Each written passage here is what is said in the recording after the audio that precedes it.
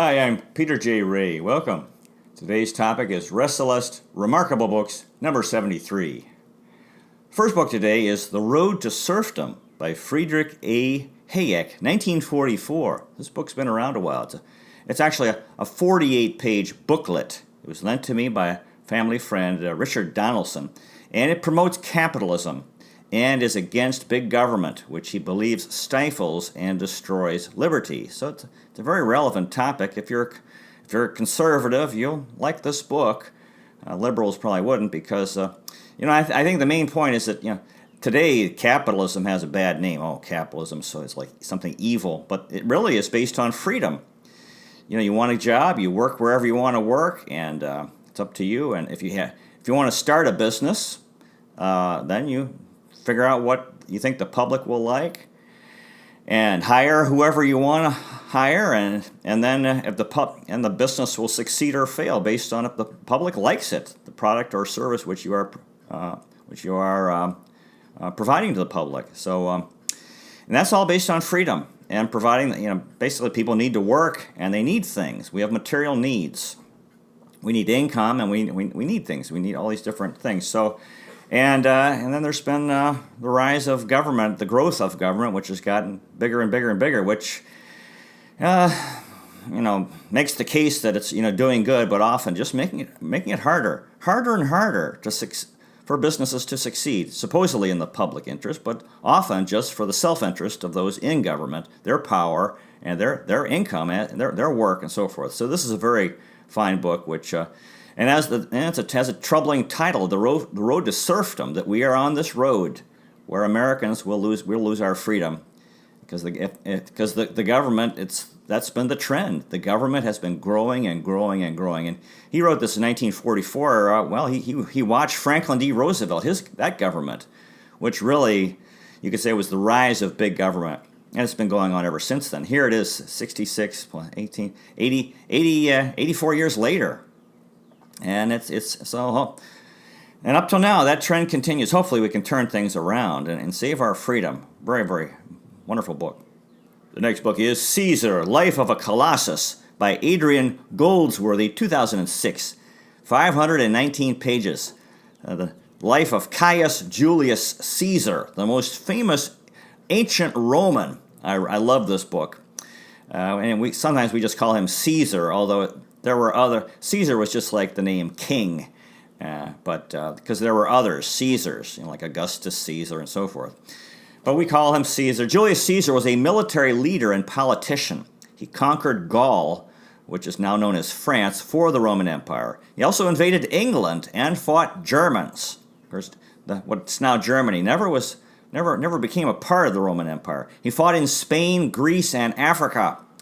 Cicero described, Cicero is a famous ancient Roman, and he described Mark Antony, quote, vomiting his words in the usual way. Funny guy, Cicero. Julius Caesar had a famous romance with the Egyptian queen Cleopatra. When Caesar crossed the Rubicon River and said, the die has been cast with his army, disobeying the Senate's orders. So this is... Apparently, he was not allowed to bring the army, which was very loyal to him, back to Rome. And the expression "crossing the Rubicon," I love that, because you've heard the expression I am crossing the Rubicon," which means you're like taking a risk or there's no going back. So when I was going to Cleveland State, crossing the Cuyahoga River, I'd say, "Oh, I'm crossing the Cuyahoga." So this is where the derivation of that expression comes, crossing the Rubicon River in what's now Italy. The Roman emperors were declared gods after their deaths. The dying Vespasian said this, quote, "I think I am becoming a god." Julius Caesar offended the senators by remaining seated when they visited. He felt they misinterpreted this. He felt an epileptic fit was coming on and quote, was afraid to disgrace himself in public, since these often made him dizzy and caused his bowels to open. Oh boy. March 15th, the Ides of March, the assassination of Julius Caesar. He came late to the Senate, and then this is referred to in the book, I guess one of Shakespeare's book. I think it was Caesar, Julius Caesar. Quote, "The Ides of March are come, I Caesar, but not gone."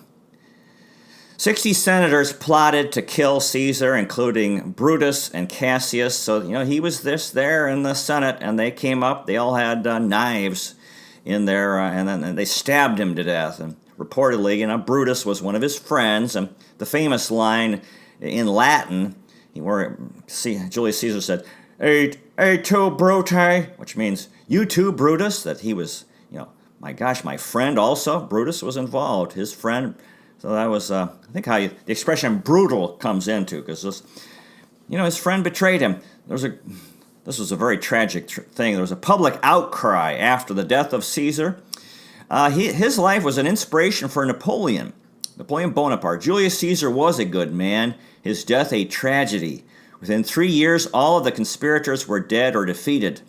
The month of July is named after him. Julius Caesar. I guess July and anglicized. His nephew Octavian, also known as Augustus Caesar, eventually succeeded him after another civil war. Cato was one of his enemies. Cicero applauded his death. Caesar was generally forgiving. His enemies hated his power and popularity. His assassination, in my opinion, was wrong. Cato is considered, it's kind of forgotten now, but people used to think, Cato was a great guy fighting the tyrant. The thing is, as I read this book, I felt heartbroken when Caesar died. I thought, you guys shouldn't have done that, and it didn't lead to, he was a good guy. But anyway, this is politics. These things happen, the struggle for power, and I really enjoyed this book. Julius Caesar is a very interesting fellow. This famous leader from ancient Rome, Julius Caesar. The next book is Deep Shaker by Les Roberts, 1991. Wonderful book. This is number 3 of 18 in the Milan Yakovich series, Cleveland's Sherlock Holmes. I love the references to Cleveland locations. In the Philippines, these novels helped with my Cleveland homesickness. Milan Yakovich is a Slovenian-American Vietnam veteran. He's divorced, the father of 2 boys, a good guy. And the title is a reference to Shaker Heights.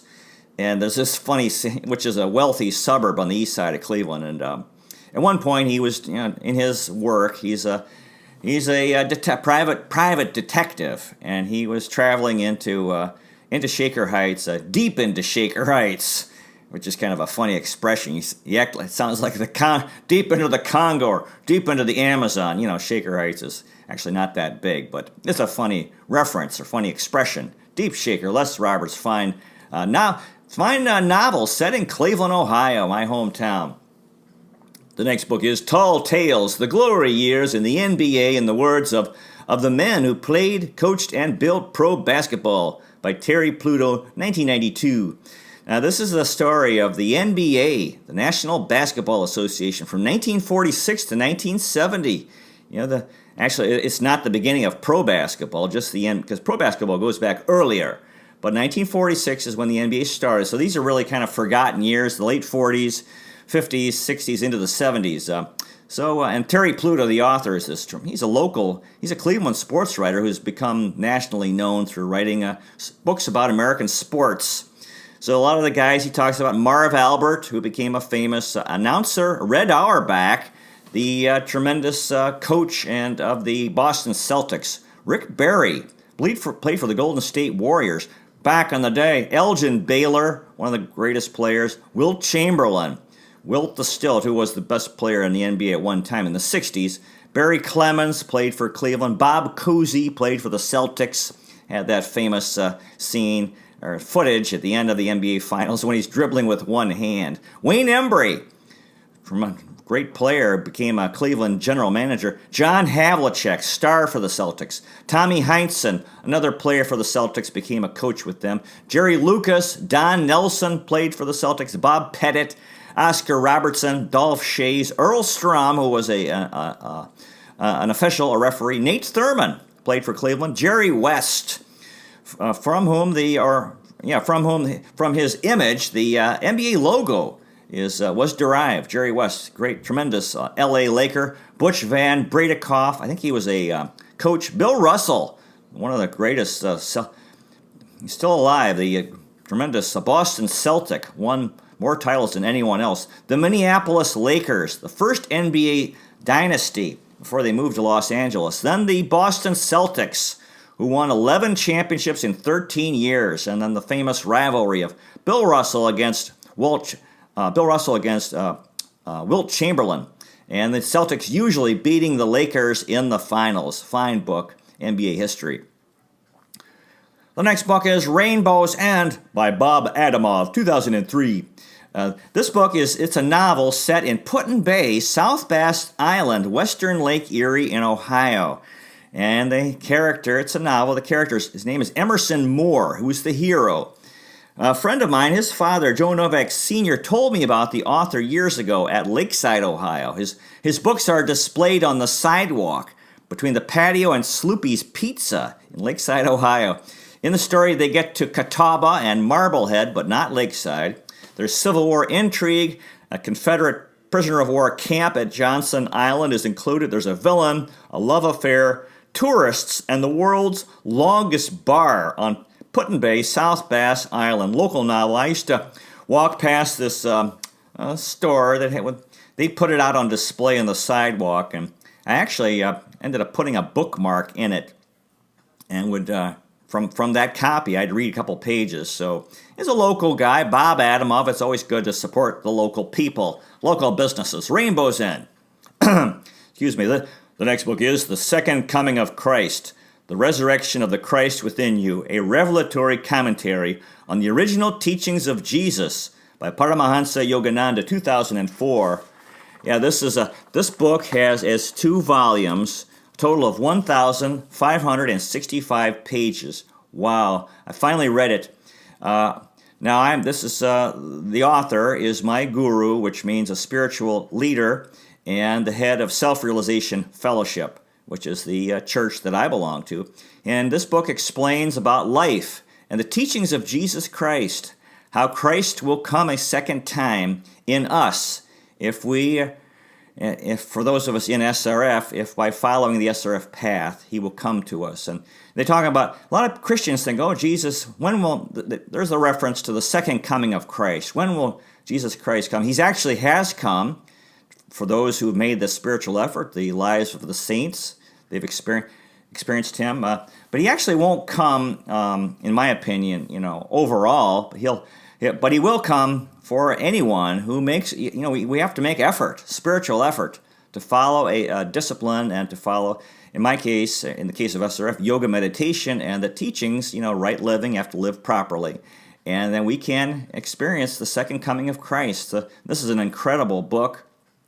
Talks about Jesus' life. There's one story when Jesus was a boy, he was helping his father, who was a carpenter, Joseph, who was made a throne for the king, and it was a wooden throne, and it turns out it wasn't. It was too small, and then Jesus, since even as a little boy, he was this great saint, and he just put his hand on the throne and was able to increase its size through spiritual power.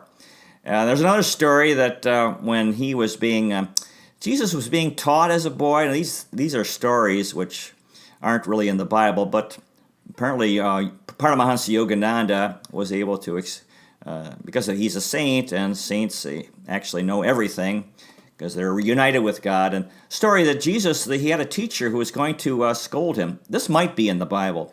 And the teacher was going to hit Jesus. So his arm went to strike him, and as his arm was passing through the air, his arm withered. All the muscles in his arm disappeared because, you shouldn't have been doing that. And another sort of a miracle, you could say, story of Jesus Christ as Jesus as a boy. Incredible book. In fact, SRF is the most important thing in my life by far. I've been a member since 1984. It's helped me so much to be happy, to be productive, and to have a good life. I can't recommend it highly enough. The next book is Manifesting Divine Consciousness in Daily Life by Sri Mrinalini Mata, 2013. This is another outstanding book. It's short. It's not as it's only 100 pages, and it's also an SRF book, and it's inspiring. It inspired me to make a greater effort to meditate deeply and long and follow the SRF path, to achieve samadhi bliss, union with God. The thing is, in life, and whatever, we need to find our spiritual path, whatever it is. I think the Mormons are good. There are Roman Catholics who are very dedicated. There are different paths, and the main thing is to find your path and follow it.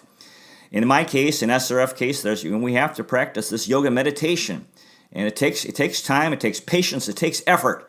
People are often, they won't put the time in, or if they're meditating, or if you go to church, your mind is wandering. If you go to church, we need to concentrate. Or make the effort, because the mind does tend to wander, but we have to work on that, and because so that our lives will become better, so that we can become stronger, better people, and improve our character and contribute to this world, and be good people. So this is another wonderful book.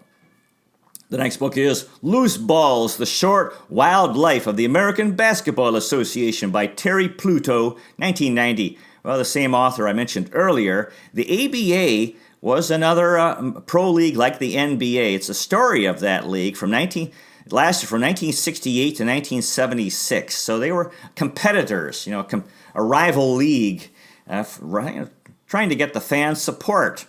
And some of the famous players or coaches, Rick Barry was a star in the ABA. Hubie Brown was a coach. You still see him on TV announcing games. Larry Brown was a coach. Jim Jones, who played for Cleveland. Bob Costas, I think, was an announcer for one of those teams. The biggest star was Julius Erving. Dan, who played for the Philadelphia 76ers. Dan Issel played for the Denver Nuggets. Marvin Barnes. George Gervin, they called him the Iceman, played for the San Antonio Spurs. David Thompson. Moses Malone. The Indiana Pacers, San Antonio Spurs, New York Nets, Denver Nuggets, Kentucky Colonels. Wendell Ladner seeing the Washington Monument from an airplane. And he said, quote, "I bet that's the Washington Post." This player, the Washington Monument, he thought was the Washington Post is a newspaper. That's so funny. And then he said, another quote here, the player said, "I had 4 cups of coffee. Is my hair messed up?" Another guy, the team flight itinerary was a short flight, and they were crossing time zones, arriving earlier than their departure. That can happen. And player refused to get on board. And he said, I ain't getting in on no time machine.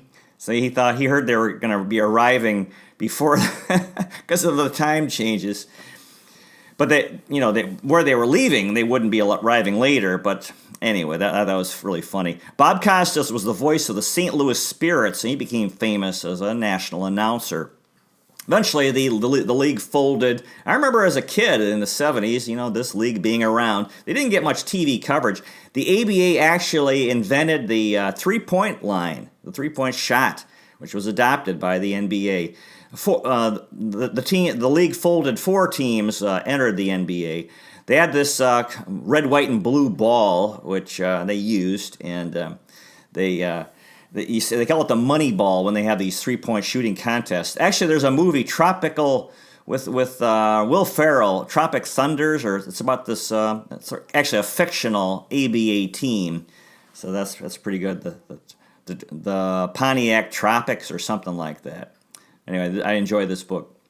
The next book is Tip Off: How the 1984 NBA Draft Changed Basketball Forever by Philip Bondi, 2007. This is a terrific book. Talks about the guys who were drafted in the first round: Hakeem Olajuwon, Sam Bowie, Michael Jordan, of course the cream of the crop, Charles Barkley, John Stockton. How Portland passed on Michael Jordan and picked Bowie. That was not too good. Olajuwon, the start of international stars in the NBA. Hakeem Olajuwon from Africa. Michael Jordan changed the game with his play, energy, and Nike shoe commercials. Charles Barkley, Mr. Personality. John Stockton, who was driven, diligent, and humble. Some big names, so that was really something. The 1984 NBA Draft. The next book is The Lost Symbol by Dan Brown, 2009.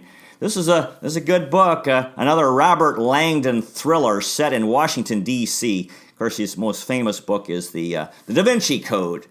So in this story, he talks about how the U.S. Capitol is modeled after St. Peter's Basilica in Rome, which is the center of the Roman Catholic Church. The Lincoln Memorial, modeled after the Parthenon in ancient Greece. Interesting. The Jefferson Memorial after the Pantheon in Rome. So it shows how American architecture was affected by the ancient Roman and Greek buildings. The Washington Monument in New York, in Washington, D.C., is a 555-foot high obelisk, modeled after those from ancient Egypt. And it's the highest obelisk in the world. When it was built, it was the highest structure in the world. So that's interesting how that comes from ancient Egypt. So all these different things, these connections. And in this story, it's a classic story of good against evil, the dawn of a new high age. Dan Brown, the author, combines history with a good story. He did another good job. Dan Brown, really, he's a historian. He uses history and he writes these exciting books with history and geography, and there's traveling and danger and so forth. So they're very entertaining, and I like the fact that he promotes history. The next book is When the Game Was Ours, Larry Bird, Irvin Johnson with Jackie McMullen, 2009. Outstanding book. This is about the NBA in the 1980s. The Boston Celtics against the Los Angeles Lakers. Larry Bird against Magic Johnson. The Celtics won titles in 1981, 1984, and 1986. And the Lakers won titles in 1980, 1982, 1985, 1987, and 1988. Wow. So they really dominated the league in the 80s. They won like 8 of the titles. Lakers 5, the Celtics 3. Larry Bird's back trouble, and his last game actually against Cleveland, the Cleveland Cavaliers in that 1992 playoffs at the Coliseum here in Ohio. Magic Johnson, when he developed HIV, very, very traumatic, but he's recovered. He's an inspiration. The 1992 Dream Team, the U.S. Olympic basketball team. All these tremendous players. Pat Riley was a coach for the Lakers. Kareem Abdul-Jabbar, who has the scoring record, all-time scoring record, was the star center for the Lakers. Byron Scott played for the Lakers. Later was a coach for Cleveland. Kevin McHale, the big man for the Celtics. Robert Parrish, another big man for the Celtics. Magic Johnson's comment after when they won the title 2 years in a row in 1988, and he said, "It's party time again." Party time again. There's another good NBA book. The next book is Foo Cleveland, a Milan Yakovich mystery by Les Roberts, 1989. This is the second novel about the Slovenian-American private detective here in Cleveland, Ohio. It's a novel, really good. There's a really good scene in the old arcade in Cleveland. And I read this book because I put up a map of the Cleveland area in my bathroom, and Roberts makes frequent references to local streets and locations, and I wanted to find them on the map. And the character is divorced, has 2 sons, he has a girlfriend, and he has one of the characters is a lovable big mafia dude who hangs with him, Buddy Bustamante. And so it's an action. There's violence, and he's a detective, and it's a murder mystery set in Cleveland. The next book is The Franchise: LeBron James and the Remaking of the Cleveland Cavaliers, Terry Pluto and Brian Windhorst, 2007. So this book is pretty dated. Some Cavaliers history, a Gordon Gunn, Cleveland Cavaliers NBA team. Gordon Gunn, who bought the Cavs and really saved the team when we were in big trouble. Sean Kemp, a star player back in the early 90s, or back in the 90s. Danny Ferry, we picked up in a trade that didn't work out, although he's a good guy, and he became a GM. Paul Silas, who was, I think, LeBron's first coach here in Cleveland. LeBron James' arrival in 2003, 15 years ago. Ricky Davis, who called, he insulted Cleveland. He said it was kind of like a void. Cleveland was a void. People were offended. Yeah, at one time he put up a ball trying to add an extra rebound. Darius Smiles, Carlos Boozer, Larry Hughes, Drew Gooden, Dan Gilbert, the current owner, Mike Brown, who was the coach for a while, Boobie Gibson. When the Cavs beat the Pistons in the 2007 NBA East Finals, that got them into the finals for the first time, although they got swept by the Spurs in the finals. Very bright future. And people were really happy. The first time in the NBA Finals, 2007. Only 4 years after LeBron was in the league, and then 08, 09, and 10, they couldn't make it back, and LeBron left, and then after 4 years he came back, and then he had 4 more years in Cleveland, won a title, and now it left again for the Lakers. So this is an interesting, this is a good, fine book, The Franchise. The next book is Surprise Security and the American Experience by John Lewis Gaddis, 2004. Another book lent to me by my friend Richard Donaldson, American History and Security, The Burning of Washington, D.C. in 1814, Pearl Harbor, which was when the Japanese attacked Hawaii in 1941, 9/11, September 11th, 2001, when the World Trade Center was bombed, or 2 airplanes were flown into the Twin Towers, and they both came down. Now there's a quote from the book, quote, "There's not the slightest doubt in my mind that the world was a better place at the end of the 20th century because the United States rejected its earlier isolationism and assumed global responsibility during it. Who else was there to hold the line against the authoritarians who otherwise would have dominated the century? Who else is there now at the beginning of the 21st? Now that's really a profound statement by the author, because if you look at the Second World War, when Germany and Japan really were trying to conquer the world, and they were not, they were really hard on people, the countries that they conquered, and the United States played a major role in defeating them. And then we had the long struggle against communism and the Soviet Union, when that ideology was so attractive, and so many countries were adopting communism. The United States had to fight against that. And then now in recent years, this challenge with Islamic Jihad, which is really something, and I think he's right. This is all debatable. There are those who believe the United States is an evil country. I disagree. I believe the United States is a good country and has had a positive effect on the world, and not perfect, but in the overall scheme of things, the U.S. has had a positive effect on the world. Well, we're gonna talk about that next time because we're out of time. Thank you so much for watching. I really appreciate it. Hope you find a good history book to read, or any type of book. It's amazing the books have been written. God bless you. Take care, and I'll see you next time.